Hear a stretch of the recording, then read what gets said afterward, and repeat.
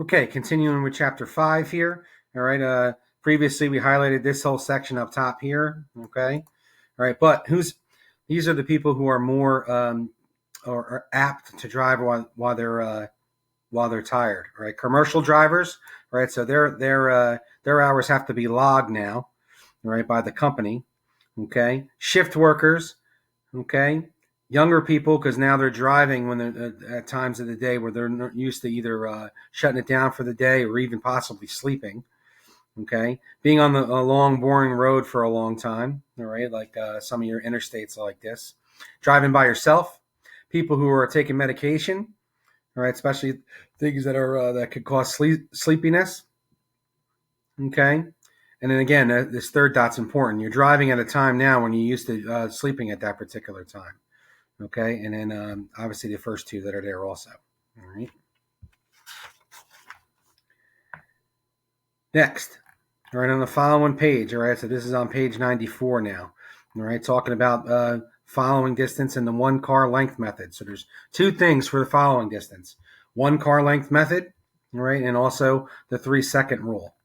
Okay, but here's the 1 car length method here. Okay, and it's all based upon all right this particular thing. A motorist should always keep a safe following distance from other vehicles on the road so that he or she has plenty of time to react to emergencies. Tailgating refers to following too closely behind a vehicle directly in front. This is a common cause of crashes. Tailgating can cause a series of rear end crashes when the vehicles are too close together.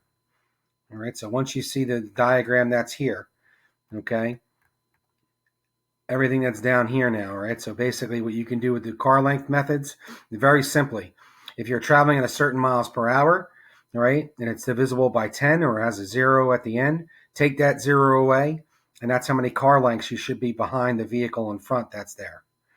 Okay, so this is the 1 car length method that's here.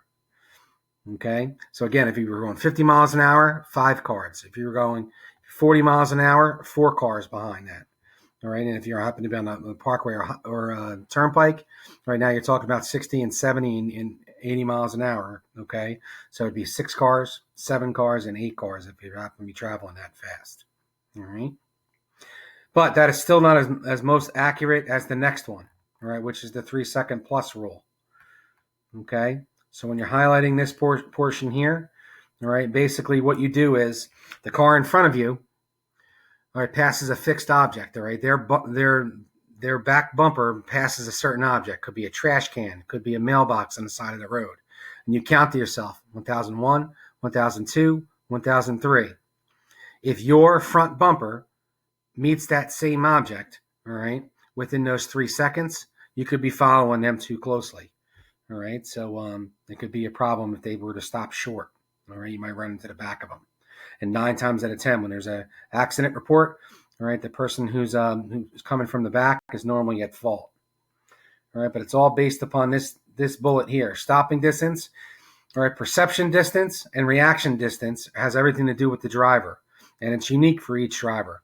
All right, the perception part is what you possibly see as a threat that you might have to react to, either by adjusting your speed or adjusting, your lanes by steering into another lane or things like that. The moment you hit the brake, now that's braking distance. All right, so perception distance plus reaction distance plus braking distance equals your total stopping distance. Okay? And then hopefully common sense will tell you that it takes heavier vehicles longer to stop, all right, than it would for a lighter vehicle that's there. All right. On the following page, all right, so this is on page 96 now in your book. Here's your chart that's here. Goes back to the car length method that's here. All right, so you see it. Take the 0 away in ideal conditions. 2, 3, 4, and 5. All right, wet pavement, you double it. Rock or gravel pavement, you double it. Packed snow, you triple it. And then again, these are empty here because you shouldn't be traveling at that distance or that miles per hour. Okay, under these conditions, you shouldn't be going 50 miles an hour on a packed snow road. All right, you shouldn't be going over 30 miles an hour if the road is completely covered with ice. All right, so that's why these numbers are not there. All right, just continuing down the page here. All right, and again, this is a review. Signal every lane change. Okay. And then continues on the following page that's here. Road conditions. All right, wet roads. All right, so again, 3-second rule should be increased, right, to 4 or more. Any type of quick turn, right, can result in a possible skid for you. All right, once that's there. And then the definition of hydroplaning that's here. Okay, wet road surfaces can cause tires to hydroplane or ride up on a film of water.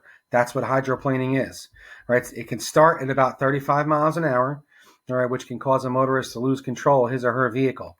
Chances of hydroplaning increase as speed increases.